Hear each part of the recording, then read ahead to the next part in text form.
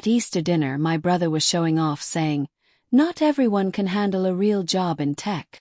My grandma looked right at me and said, "Oh, is that why your company just bought his?" The whole table went silent. You could have heard a pin drop. For years, my brother James proudly paraded his tech genius status, all while casually dismissing my career as just marketing. He had no idea that the company about to save his failing startup was mine. And that Easter Sunday, his carefully constructed world was about to come crashing down.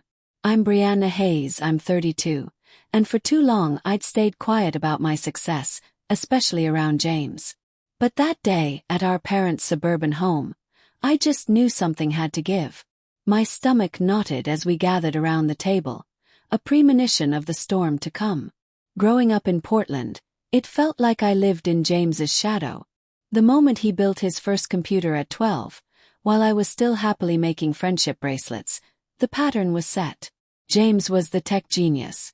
I was just the little sister always trying to keep up. "That's nice, Brie," he'd say whenever I showed him something I was proud of. That dismissive tone cut deep, making it painfully clear he thought whatever I'd accomplished was child's play next to his grand achievements. I remember winning the school science fair in 6th grade. And James was quick to point out how basic my solar energy project was compared to the programming competition he'd won that same year. Our parents, Richard and Kathleen, never intentionally played favorites. But they were utterly in awe of James's technical abilities. Dad, an accountant who still struggled with a DVR, would just stare at James like he was speaking a foreign language when he talked about coding. Mom, an English teacher, would just smile and nod, clearly impressed even if she didn't grasp a word. "Your brother has a special gift," they'd tell me. Not everyone thinks that way. It was a constant refrain, and it ingrained the idea that my path was somehow less important. This pattern continued through high school. I excelled in business classes and took on leadership roles, but those achievements always seemed secondary to James's programming skills and robotics trophies. When college applications rolled around, James was off to MIT with a partial scholarship for computer science. I chose a business program at the University of Washington. A great school, excellent reputation, but James, he couldn't help but snicker. Business. I guess not everyone can handle the rigor of a real STEM program. My parents would give him a half-hearted reprimand. "James, be nice to your sister," but then immediately pivot to asking him about his latest coding project, effectively validating the hierarchy he'd established. The only person who truly saw me was my grandmother, Eleanor. Grandma was a revelation in our family. At 78, she had an iPad, a smartphone, and was more tech-savvy than my parents combined. She'd been a mathematics professor in the 1970s when women in her field were rare, and she recognized something in me that others missed. "They don't see it yet," she told me once during Christmas break my sophomore year of college, after James had dominated dinner talking about his Google internship. "But you have something just as valuable as technical knowledge, Brianna. You understand people and systems. You see the big picture that matters in technology too." Her encouragement was a lifeline. With her words ringing in my ears, I focused on my strengths. I graduated with honors, landing a job in marketing at a small tech firm called DG Path. James, predictably, was unimpressed. "Marketing for a tech company?" he scoffed at my graduation dinner. "So, you'll be making pretty brochures for products you don't understand." I swallowed my anger, a bitter taste in my mouth, and promised myself I would prove him wrong. I worked twice as hard as anyone else at DG Path. Not just learning the marketing side, but understanding our products deeply enough to explain their value to clients. I took night classes in basic programming, not to become a developer, but to speak the language of our technical teams. Within 3 years, I was marketing director. 2 years after that, Synergy Tech, a major player in enterprise software, recruited me. Each step forward in my career was met with the same dismissive attitude from James. When I excitedly told my family about my new job at Synergy Tech, James interrupted with news about his own startup idea. My promotion to team lead coincided with his first round of seed funding. When I was made department head, he announced he'd been featured in a tech blog. Family gatherings became increasingly tense as James dominated conversations with technical jargon, positioning himself as the only person at the table who truly understood the modern world. He'd use terms like neural networks and blockchain architecture without explanation, effectively shutting down any meaningful contribution from others. "Don't worry if you don't get it," he'd say, especially to me. "It's pretty complex stuff." My parents would beam with pride while I sat quietly, building my career without fanfare. Grandma Eleanor would catch my eye across the table and give me a knowing wink. "Patience," her look seemed to say. "Your time will come." And it did, in a way I never could have anticipated. 7 years into my career at Synergy, I was appointed Director of Strategic Acquisitions. My job was to identify promising smaller companies for potential purchase. It was during a routine review of acquisition targets that a familiar name appeared on my desk. Nextier. A startup with promising technology but struggling financials. It was James's startup. My career trajectory at Synergy Tech hadn't been accidental. While James was busy talking about his achievements, I was quietly building mine. I started in marketing, yes, but quickly demonstrated an aptitude for understanding market trends and identifying opportunities.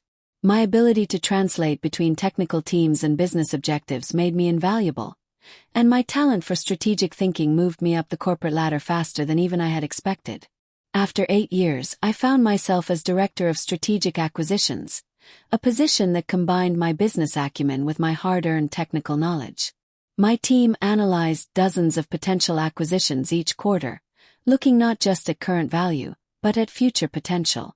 It was during one of our regular scouting sessions that Nextier appeared on our radar. They had developed an innovative approach to machine learning that could potentially enhance our flagship product. The company had strong intellectual property and talented engineers, but was struggling with monetization and market penetration, a common problem for technically brilliant founders without business experience. "This one has potential," my assistant Parker noted, sliding the preliminary report across my desk. "Small team, great tech, burning through cash too quickly. Classic acquisition target." I opened the file and froze when I saw the founder's name. James Hayes. My brother's company was on our acquisition list, and he had no idea I was in a position to influence its fate. My first instinct was to recuse myself immediately. There was a clear conflict of interest, and I prided myself on my professional ethics. But before I could pass the file to my colleague, curiosity got the better of me. What exactly had my brother built? How was his company really performing? For once, I had the opportunity to see beyond James's carefully curated narrative. What I found surprised me. The technology was genuinely innovative. James had always been brilliant. But the business, it was in serious trouble. Nextier had burned through 2 rounds of funding with minimal revenue to show for it. Their customer acquisition costs were unsustainable. Their marketing strategy was inconsistent, and they had no clear path to profitability. The very aspects of business that James had dismissed as trivial compared to technical development were the areas where his company was failing. I arranged a meeting with our Chief Strategy Officer, Monica Reynolds, to discuss the situation. "I need to disclose a potential conflict," I said as soon as we sat down. "Nextier's founder is my brother." Monica raised an eyebrow. "I didn't realize your brother was in tech." I laughed despite myself. "Oh, he's made sure everyone knows he's in tech. He just doesn't advertise that his sister works for a corporate sellout like Synergy Tech." After discussing the ethical considerations, we decided that I would recuse myself from direct negotiations, but could remain involved in an advisory capacity. The acquisition made sense for Synergy Tech regardless of my personal connection, and my knowledge of both the technology sector and my brother's work could be valuable. "Just keep everything by the book," Monica advised. "Document all communications, and we'll make sure there's no appearance of either favoritism or sabotage." For the next 3 months, I watched from the periphery as our acquisition team conducted due diligence on Nextier. Their findings confirmed my initial assessment: brilliant technology hampered by poor business execution. To my surprise, I found myself advocating for the acquisition despite my complicated feelings about James. The technology was worth saving, and the team, except perhaps its founder, deserved a chance to succeed with proper support. What struck me most during the process was that James appeared completely unaware of my role at Synergy Tech. In the few family gatherings that occurred during this period, he continued to talk down to me about tech while I sat silently, knowing more about his company's financial state than he realized I could possibly understand. The acquisition was finalized 1 week before Easter. Nextier would become a subsidiary of Synergy, with their technology integrated into our main platform. James would stay on as a technical advisor for 1 year, reporting to a manager who, ironically, reported to me. The financial terms were generous, more generous than the company's performance warranted. But we were paying for the intellectual property and talent, not the current revenue. As Easter approached, I found myself increasingly anxious about the inevitable family gathering. Should I tell my family about my involvement before dinner? Should I warn James? I called Grandma Eleanor for advice. "You've done nothing wrong, Brianna," she said firmly. "You've built a career you should be proud of, and you've conducted yourself ethically throughout this process. If James has misrepresented his success or underestimated yours, that's for him to reconcile." "But it's going to be so awkward," I groaned. "Perhaps," Grandma replied, and I could hear the smile in her voice. "But sometimes a little awkwardness is necessary for growth. Come to dinner, be yourself, and let the truth find its way to the table." So that's what I decided to do. I would attend Easter dinner without preemptively revealing my role in the acquisition. I wouldn't lie if asked directly, but I wouldn't volunteer information either. Let James tell his version first, I thought. After all these years of living in his shadow, I was curious to see how he would present his company's successful exit. Easter Sunday arrived with deceptive tranquility. The April sky was clear blue, blossoms dotted the trees in my parents' yard, and the air carried that distinctive spring freshness. I pulled up to my childhood home with Michael, my boyfriend of 2 years, beside me. Michael squeezed my hand reassuringly. "Remember, you've done nothing wrong," he said, echoing Grandma Eleanor's words. "And I'm here for moral support." Michael knew all about James.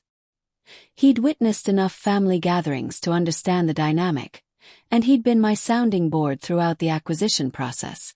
As a high school history teacher, he was refreshingly removed from the tech world, which made him a perfect neutral party. "I know," I sighed.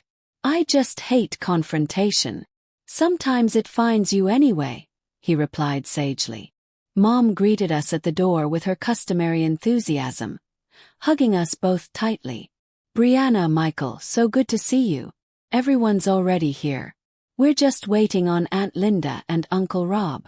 James and his wife Heather had already arrived, along with Grandma Eleanor and my father's brother, Uncle Dave, with his family. I steeled myself and stepped into the living room. James was holding court by the fireplace, gesturing animatedly while Heather smiled politely beside him. Dad and Uncle Dave were nodding, seeming impressed by whatever he was saying. Heather spotted me first and waved, genuine warmth in her expression. Despite everything, I'd always liked Heather. She was kind and unpretentious, a pediatric nurse who seemed to balance James's ego with her own groundedness. "Brianna," she exclaimed, coming over to hug me. "It's been too long." James turned, his storytelling interrupted. "Oh hey sis, Michael." He nodded curtly at my boyfriend before immediately pivoting back to his audience. "Anyway, as I was saying, the exit strategy worked perfectly. You have to know when to cash in your chips in this industry." My stomach tightened. Exit strategy. James was already spinning the acquisition as if it had been his master plan all along, rather than a necessary lifeline for a sinking company. "Tech is so volatile right now," he continued. "But if you know what you're doing, you can position yourself for maximum leverage." Dad beamed proudly. "James was just telling us about his company's acquisition. Sounds like he made quite a deal." "Is that right?" I said, keeping my voice neutral. "Congratulations, James." He shrugged with affected modesty.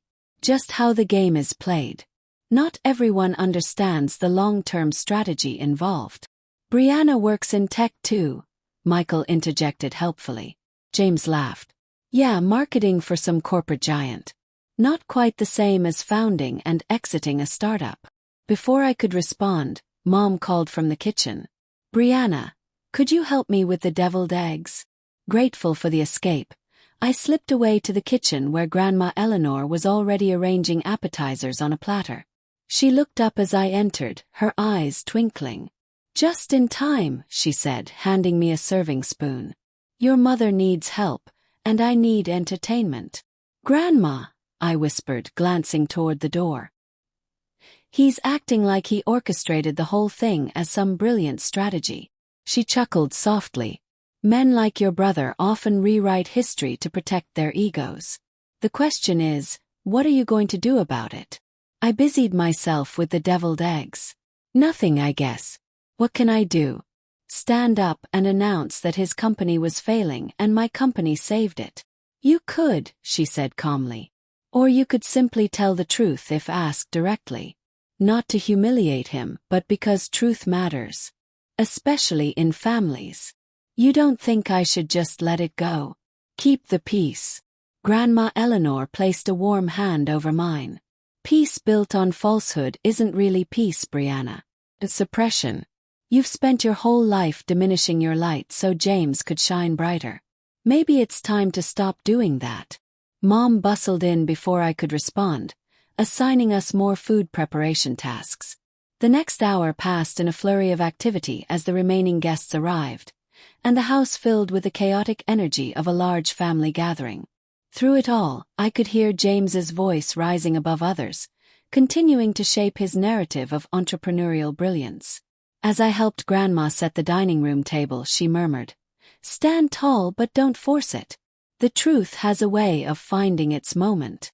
Finally, Mom announced dinner was ready. We all gathered around the large oak table, passing dishes and filling plates. James strategically positioned himself at the center of the table, directly across from Dad. The perfect spot for commanding attention. Michael and I sat near one end, with Grandma Eleanor beside me. As we settled in for the meal, I felt the tension in my shoulders building. James had spent the past hour misleading our family about his professional situation while dismissing mine. Yet here I sat, silently complicit in his deception. Grandma Eleanor was right. This wasn't peace. And as the dinner conversation inevitably turned toward careers and accomplishments, I knew the moment of truth was rapidly approaching. Easter dinner in the Hayes family had always been a production.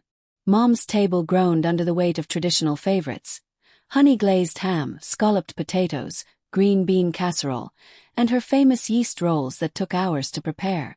Crystal glasses, only appearing for special occasions, caught the light from the dining room chandelier.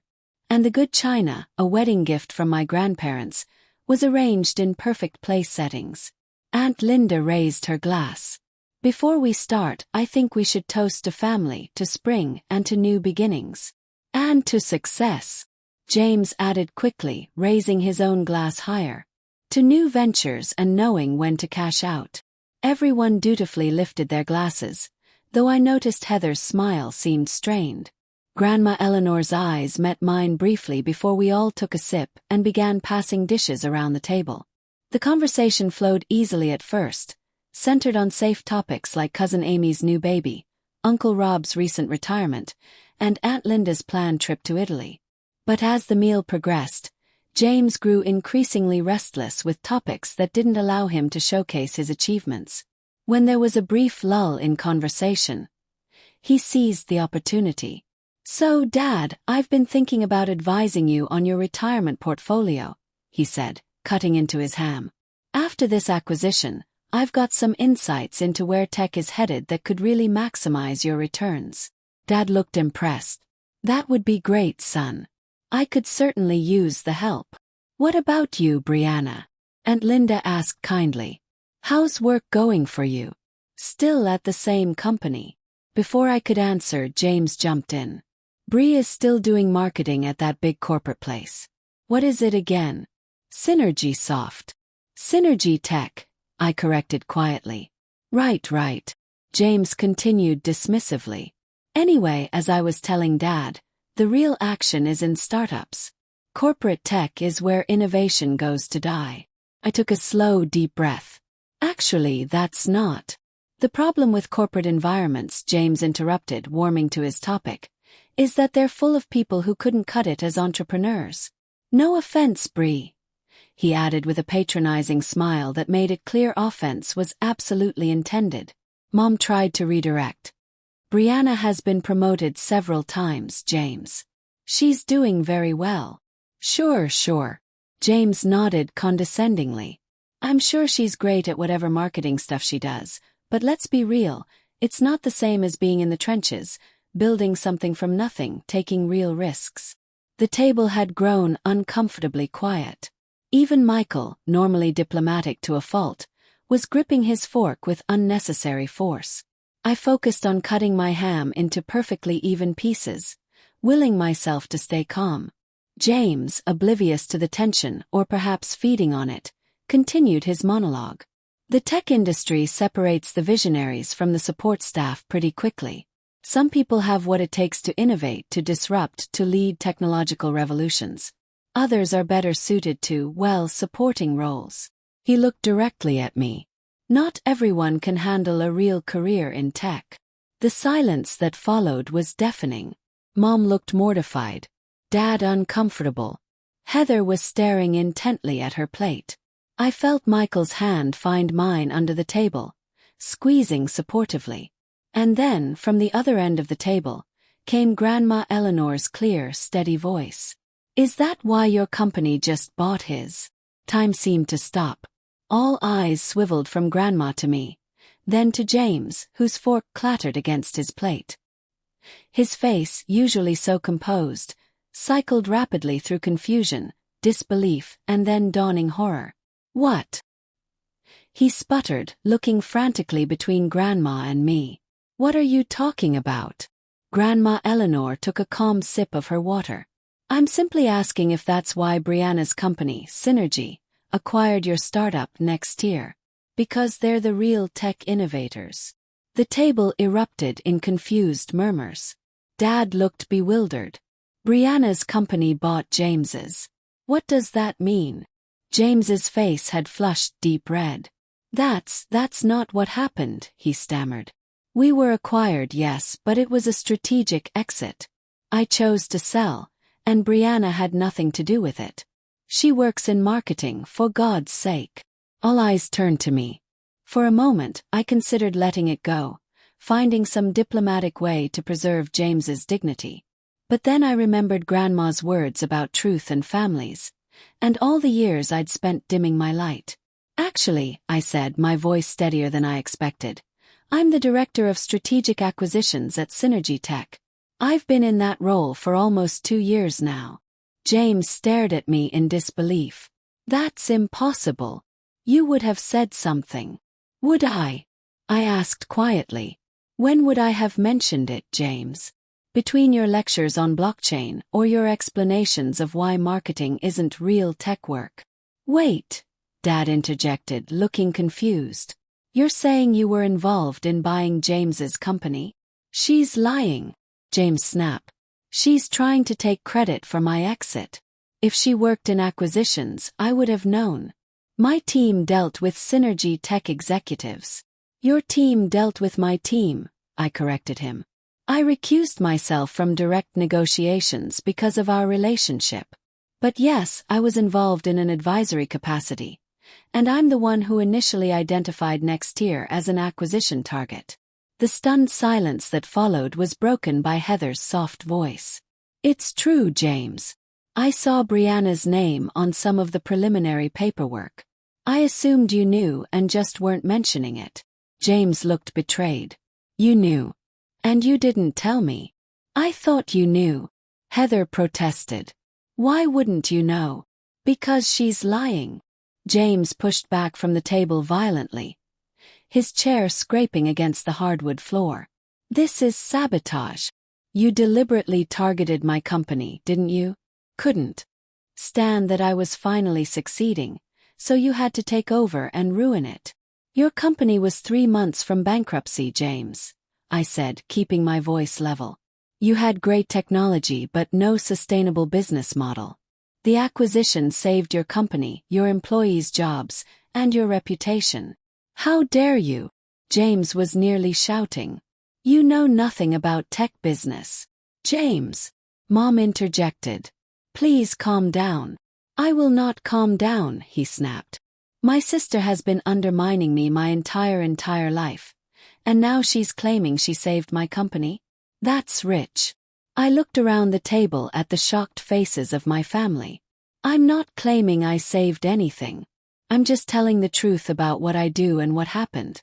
Nextier had valuable IP and talented engineers. That's why we acquired it. It was a business decision, not a personal one. James laughed bitterly. Right. Just business. Is that why you never mentioned your role? Because it was so impersonal. I never mentioned my role because you never asked, I said simply. You've never been interested in my career, James. You've been too busy explaining to everyone why what you do is so much more important. The raw honesty of my statement hung in the air. James opened his mouth to argue, then closed it again.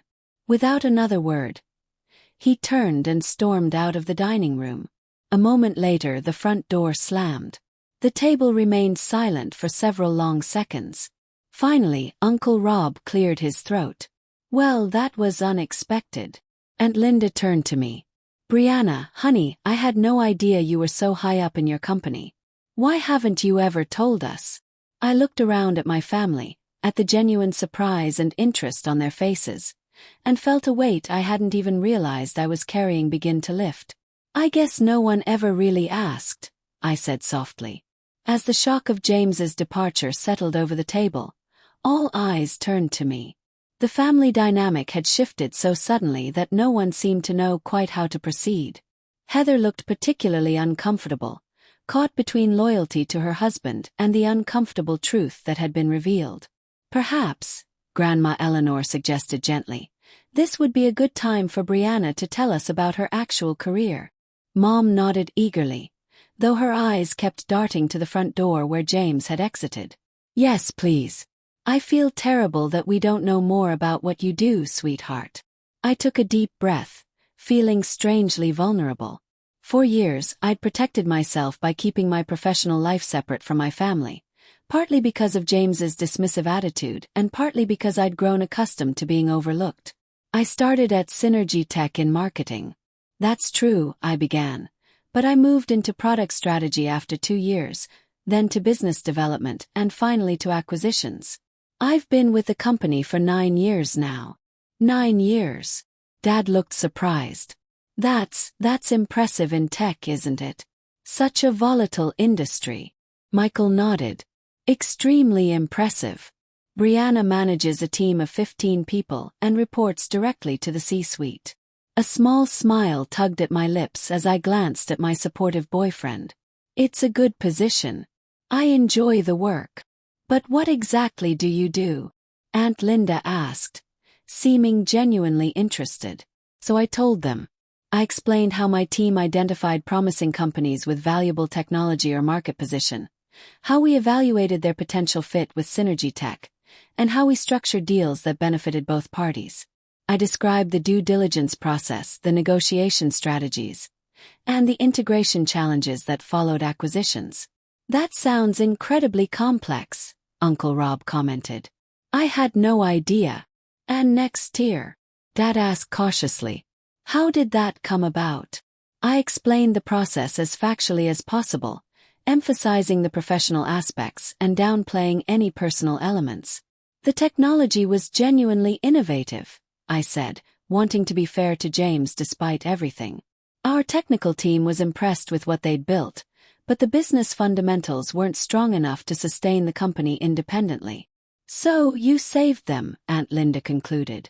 We made a business decision that benefited both companies, I corrected gently. Synergy Tech got valuable IP and talent. Next year's investors got a better return than they would have otherwise, and their employees got job security. And James? Mom asked quietly. James received fair compensation for his work and has a 1-year contract as a technical advisor, I explained. After that, he can stay on if both parties agree it's working out. Heather, who had been quiet until now, suddenly spoke up. The acquisition saved us financially, she admitted. James wouldn't want me to say this, but we were in trouble. He put everything into the company. Our savings, a second mortgage on our house. We were 3 missed payrolls away from losing everything. Her honesty surprised me. James had always presented their life as one of startup glamour and imminent success. I'd had no idea they were so financially vulnerable. I didn't know it was that serious, I said softly. Heather nodded. James is proud. He wouldn't admit how bad things had gotten. When Synergy Tech's offer came through, it was like a miracle, but he couldn't see it that way. To him, it felt like failure. Dad looked troubled. But why wouldn't he tell us? We could have helped. For the same reason he couldn't admit Brianna might be successful in tech, Grandma Eleanor interjected wisely. Pride. The conversation paused as we all absorbed this. I felt a complex mix of emotions. Vindication that my family finally understood my career, sadness for James's struggles, and lingering frustration that it had taken this kind of confrontation for the truth to emerge. I should probably go talk to him, Heather said, moving to stand. No, I said, making a sudden decision. I'll go. Michael squeezed my hand. Are you sure? He nodded. We need to clear the air once and for all. As I pushed back from the table, Mom looked worried. Brianna, maybe give him some time to cool down first. We've given this situation years to cool down, Mom, I replied. I think it's time for some honest conversation. I found James sitting on the front porch steps, staring out at the quiet suburban street. He didn't look up when I sat down beside him, leaving a careful distance between us. Come to gloat? He asked flatly. No, I said. I came to talk, actually talk for once. He gave a humorless laugh. What's there to talk about? You won. Congratulations. This isn't about winning or losing, James. It's about truth. And the truth is, I've spent my entire career being dismissed by you. Watching you convince our family that what I do doesn't matter because it's not real tech work. So, this was revenge. Getting your company to swallow mine. I sighed in frustration. Do you really believe that? Do you honestly think I would risk my professional reputation and potentially violate corporate ethics just to get back at you? James was quiet for a moment. When did you become director of acquisitions? He finally asked. 2 years ago. And you never thought to mention it at family gatherings. When would I have mentioned it, James? Yes. Between your monologues about neural networks and blockchain. You've never once asked me about my career. Not once. He had the grace to look slightly abashed. I just assumed. You assumed I was still in the same entry-level marketing position. I started in 9 years ago. I finished for him. Because that fit your narrative that I wasn't capable of understanding real tech. Meanwhile, I've been steadily advancing, managing larger teams, taking on more responsibility, and actually succeeding in the industry you claim I'm not cut out for. James was silent for several long moments, staring at his hands. When he finally spoke, his voice had lost its defensive edge. Next tier was really failing, wasn't it? The vulnerability in his question caught me off guard. The technology was sound, I said carefully. But yes, the business was in trouble. I kept thinking the next round of funding would solve everything, he admitted. That we just needed a little more runway. But each milestone we set, we'd miss or barely hit and then set a new one. That's actually pretty common in startups, I offered. It's why most fail. I didn't want to fail. For the first time, James looked directly at me, and I was startled to see the raw pain in his expression. I've built my entire identity around being the tech genius in the family. What am I if that's not true? The question hung between us, heavy with years of competition and misunderstanding. I thought carefully before responding. You are a tech genius, James. Your coding skills are incredible, and the core technology at Nextier is genuinely innovative. That's not in question. But building a successful company requires more than just technical brilliance. It needs business acumen, market understanding, strategic planning. All the things you've dismissed as unimportant compared to coding. He winced. Things you're good at. Yes, I acknowledged. Things I'm good at. We could have been complementing each other's strengths all these years instead of you treating me like I was somehow less than you because I focused on the business side of tech. James ran a hand through his hair, a gesture so familiar from our childhood that it momentarily transported me back to simpler times. I've been an ass, haven't I? The blunt admission startled a laugh out of me. Yes, you really have. A ghost of a smile crossed his face. Can I blame it on the stereotypical arrogance of programmers? You can try, but I work with plenty of programmers who manage not to be condescending to their sisters. The smile faded, and James looked genuinely remorseful. I'm sorry, Bree. I really am. I don't think I realized how dismissive I've been until I heard it played back to me today. It was the first genuine apology I could remember receiving from my brother in years, possibly decades. Thank you for saying that. So what happens now? He asked. With Nextier, I mean. With me. That depends partly on you, I said. Honestly, the integration team thinks your technology has real potential as part of our enterprise suite. You know the code better than anyone. If you can put aside your pride and work collaboratively, there's a place for you. Working for my little sister's company, he said, but without the bitterness I might have expected earlier. Working with a company that values your technical expertise, I corrected. My division oversees acquisitions, but I wouldn't be your direct manager. That would be Marcus in technical integration, and he's brilliant. You'd learn a lot from him. James was quiet for a moment. I need to think about it. That's fair, I agreed. But don't think too long. Tech moves quickly, as you know. We sat in silence for a few minutes, watching a neighbor walking their dog across the street. It wasn't a comfortable silence exactly, but it wasn't hostile either. Progress of a sort. We should probably go back inside, I finally suggested. Mom's probably worried. And your food is getting cold. James nodded. This is going to be awkward, isn't it? Probably, I admitted. But maybe it's time we were honest with each other and with the family. No more pretending. He took a deep breath and stood up. No more pretending, he agreed, offering me his hand. I took it, allowing him to help me up, and together we walked back toward the house, toward a family dinner that would be uncomfortable, but also perhaps the first honest one we'd had in years. Walking back into the dining room with James felt like re-entering a different world. The conversation stopped abruptly, all eyes turning toward us with varying degrees of concern and curiosity. Heather looked particularly relieved to see her husband return, some of the tension leaving her shoulders. Everything okay? Mom asked cautiously. James and I exchanged a glance. We're working on it, I answered honestly. We returned to our seats, and an awkward silence descended on the table. Uncle Rob cleared his throat. Should we continue with dinner? Yes, please, I said gratefully. Pass the potatoes. The meal resumed with forced normalcy, conversation carefully steered toward neutral topics.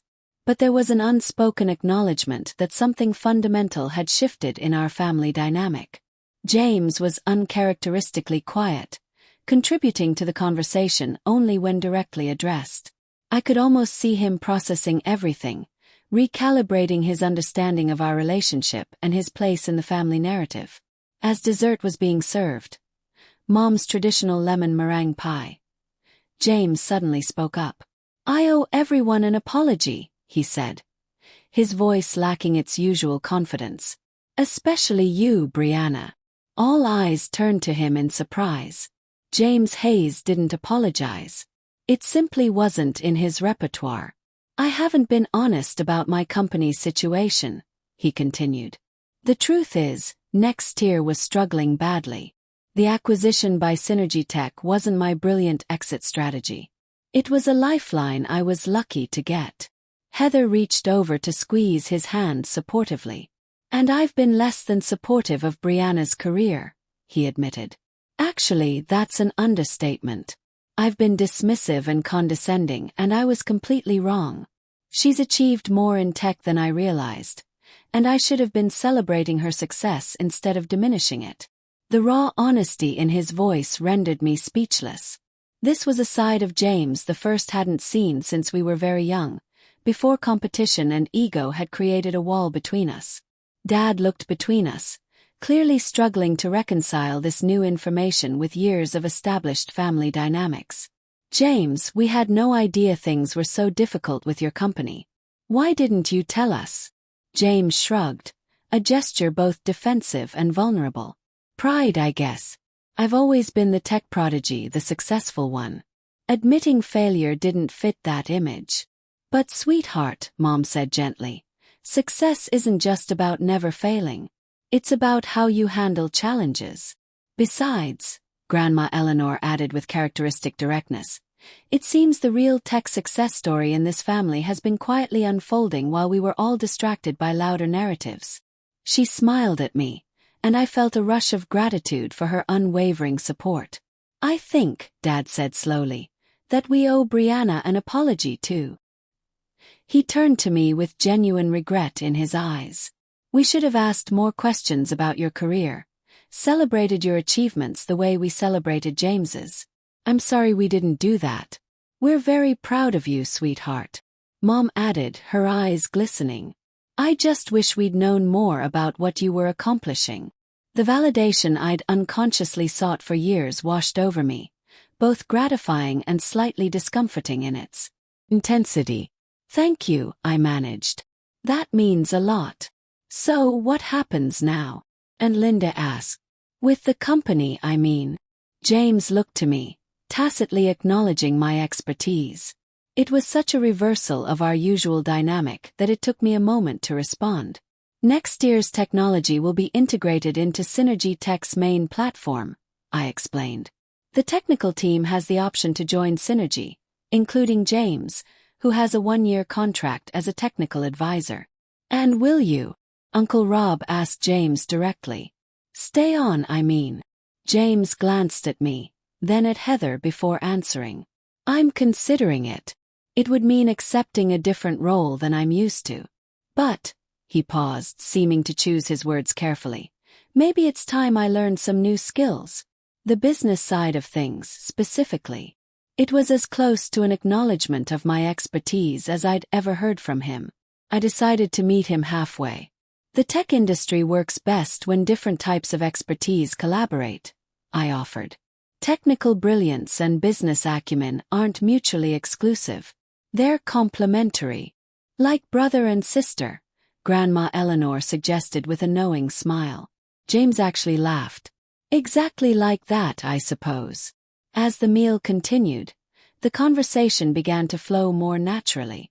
For perhaps the first time in our adult lives, James and I engaged in a genuine dialogue rather than parallel monologues or one-sided lectures.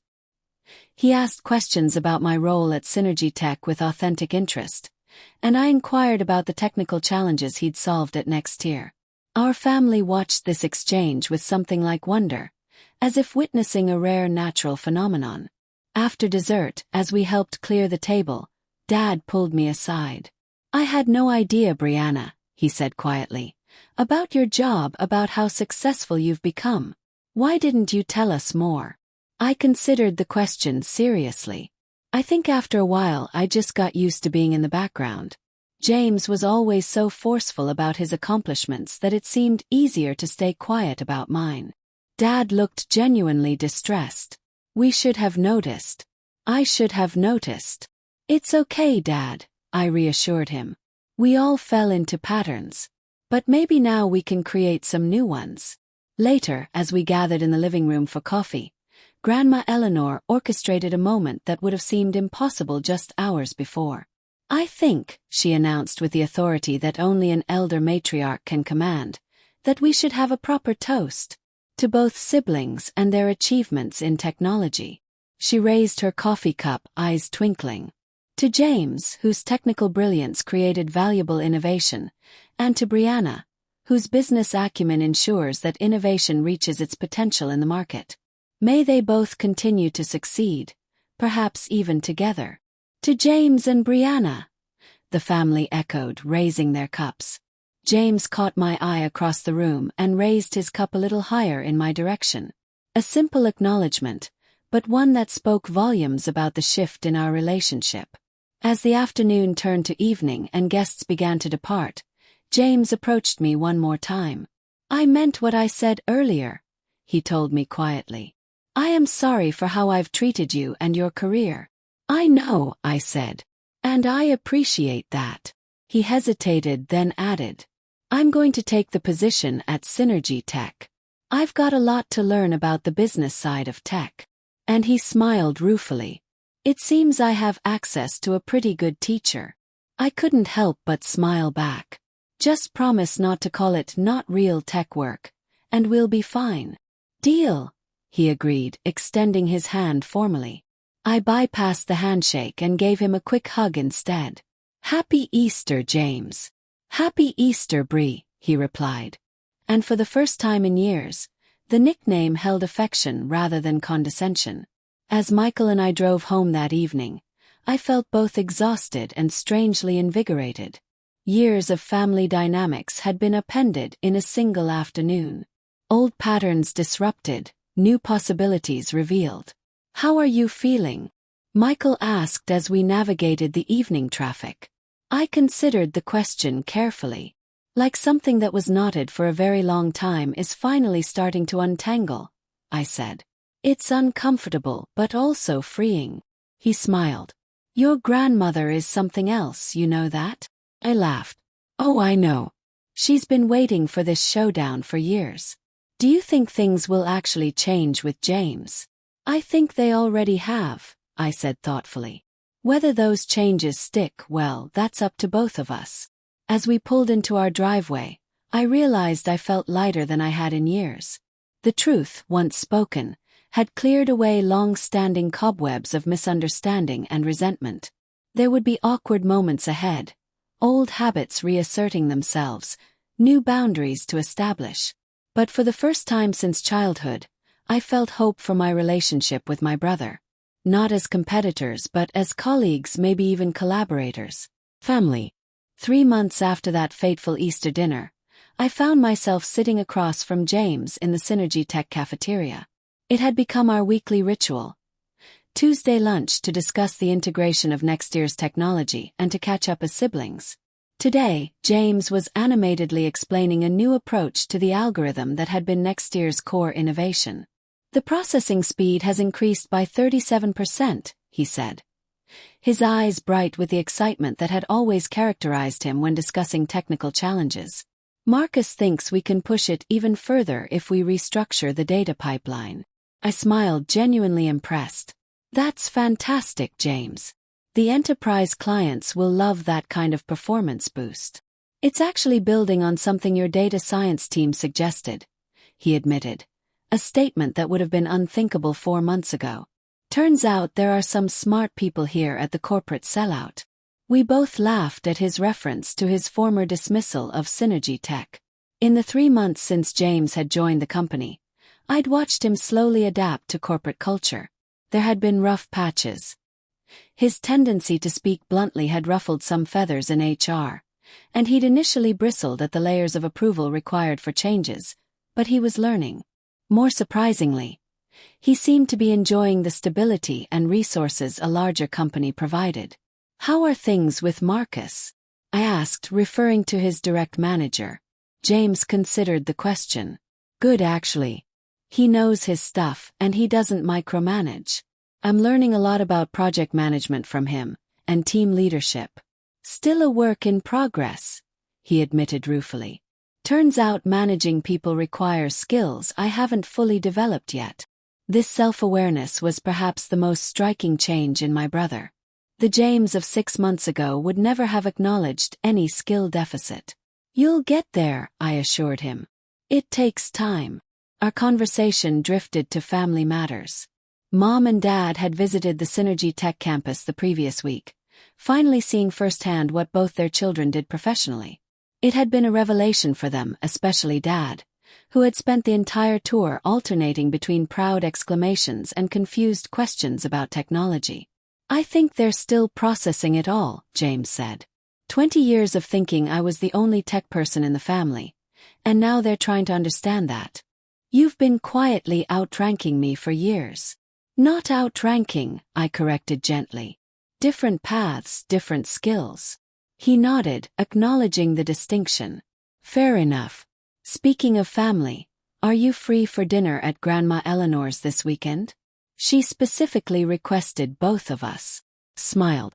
Since Easter, our grandmother had become even more deliberate in fostering our rebuilt relationship. "Wouldn't miss it. That woman's cooking is worth any family therapy session she might have planned." "She's subtle as a sledgehammer," James agreed affectionately, "but effective."